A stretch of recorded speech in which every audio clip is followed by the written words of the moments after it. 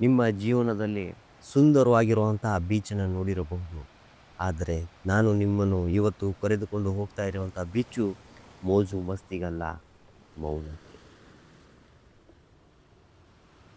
ಗುಜರಾತ್ನ ಸೂರತ್ನಲ್ಲಿರುವ ಈ ಡೋಮಸ್ ಬೀಚ್ ಇದು ಪ್ರವಾಸಿಗರ ತಾಣವಲ್ಲ, ಇದೊಂದು ಅತೃಪ್ತಿ ಆತ್ಮಗಳ ರಂಗಭೂಮಿ.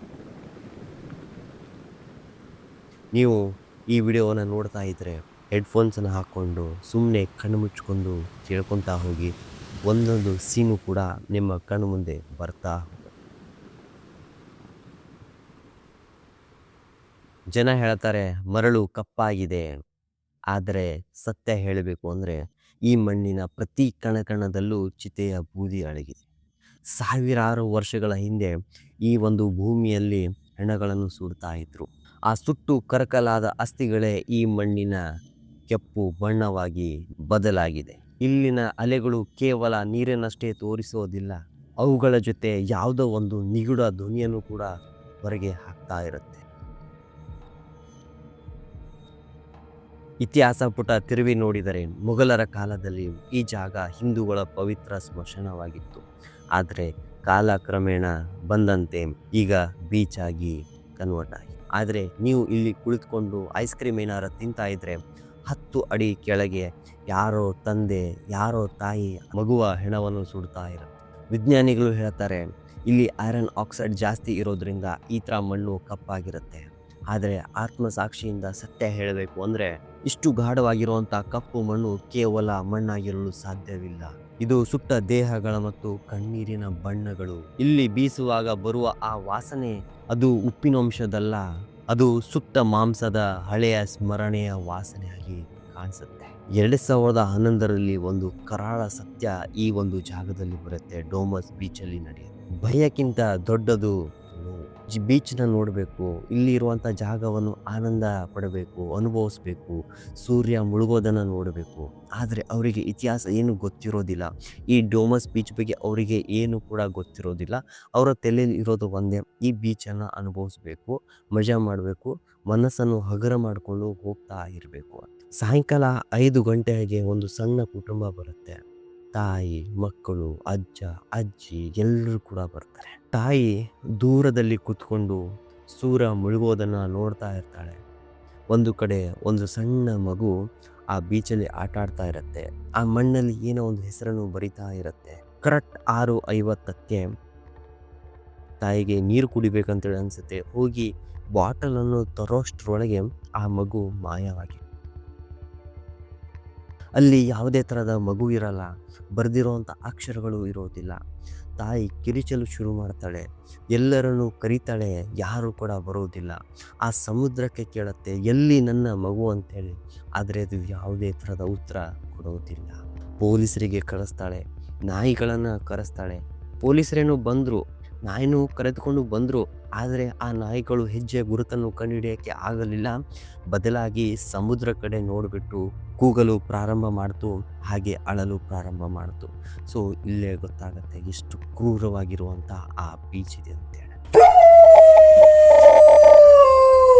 ಇವಾಗ್ಲೂ ಸಹ ಪ್ರತಿ ಅಮಾವಾಸ್ಯೆ ತಾಯಿ ಆ ಬೀಚ್ ಹತ್ರ ಬಂದು ಅಳ್ತಾಳೆ, ನನ್ನ ಮಗು ಎಲ್ಲಿ ಹೋಗಿದೆ ನನ್ನ ಮಗು ಅಂತೇಳಿ.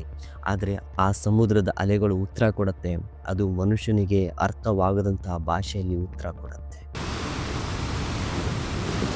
ಯಾರೋ ಒಬ್ಬ ವ್ಯಕ್ತಿ ಒಬ್ಬ ಮೀನುಗಾರನಿಗೆ ಕೇಳ್ತಾನೆ, 50 ವರ್ಷದಿಂದ ಈ ದಂಡೆಯನ್ನು ನೋಡ್ತಾ ಇದ್ದೀರಾ, ನಿಮಗೆ ಯಾವತ್ತಾದರೂ ಅಸಾಮಾನ್ಯವಾಗಿರುವಂತಹ ಘಟನೆ ನಿಮ್ಮ ಮುಂದೆ ನಡೆದಿದೆಯಾ, ನಿಮ್ಮ ಜೊತೆ ನಡೆದಿದ್ದೀನಾ ಅಂತೇಳಿ.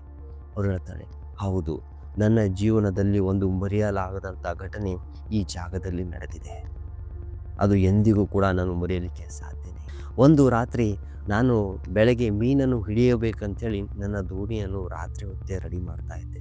ಸರಿಸುಮಾರು 2 ರಿಂದ 3 ಗಂಟೆ ಒಳಗೆ ನಾನು ಆ ಜಾಗಕ್ಕೆ ಹೋಗಿದ್ದೆ.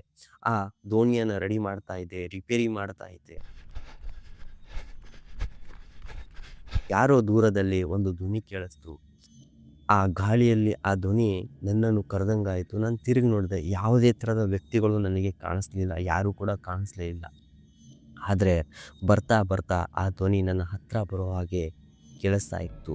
ಯಾರೂ ಕೂಡ ಇಲ್ಲ, ಆದರೆ ಅವನೊಂದು ಗಮನಿಸ್ತಾನೆ, ದೂರದಲ್ಲಿ ಒಬ್ಬ ವ್ಯಕ್ತಿ ನಡೆದುಕೊಂಡು ಬರ್ತಾ ಇರುವಂಥ ಹೆಜ್ಜೆ ಅವನಿಗೆ ಕಾಣಿಸುತ್ತೆ. ಅವನು ಭಯ ಪಡ್ತಾನೆ. ಹತ್ತಿರ ಬಂದರೆ ನನಗೆಲ್ಲ ಸಾಯಿಸ್ಬಿಡುತ್ತೋ ಅಂತೇಳಿ ಆ ದೋಣಿಯನ್ನು ಅಲ್ಲೇ ಬಿಟ್ಟು ಅಲ್ಲಿಂದ ಓಡಿ ಬಂದು ತನ್ನ ಪ್ರಾಣವನ್ನು ಉಳಿಸ್ಕೊತಾನೆ.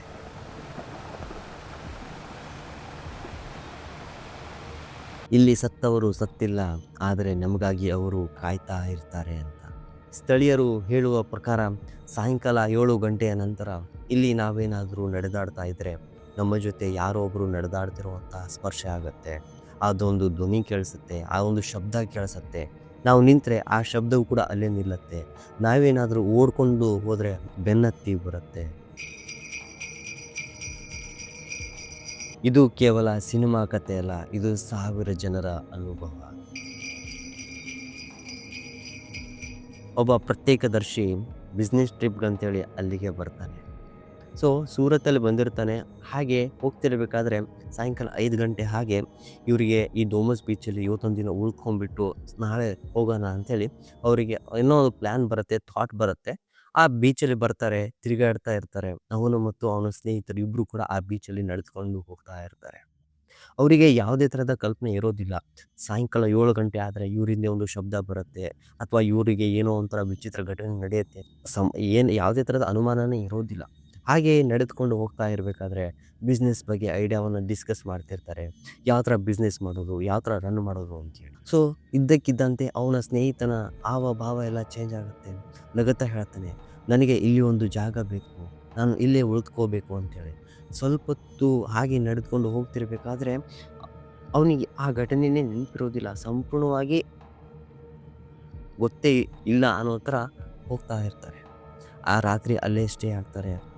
ರಾತ್ರಿ ಕರೆಕ್ಟಾಗಿ 3:12ಕ್ಕೆ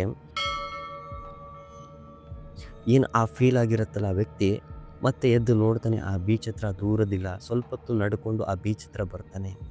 ದೂರದಲ್ಲಿ ಯಾವುದೋ ಒಂದು ಮರದ ಹಿಂದೆ ಬಿಳಿ ನೆರಳು ಕಾಣಿಸುತ್ತೆ.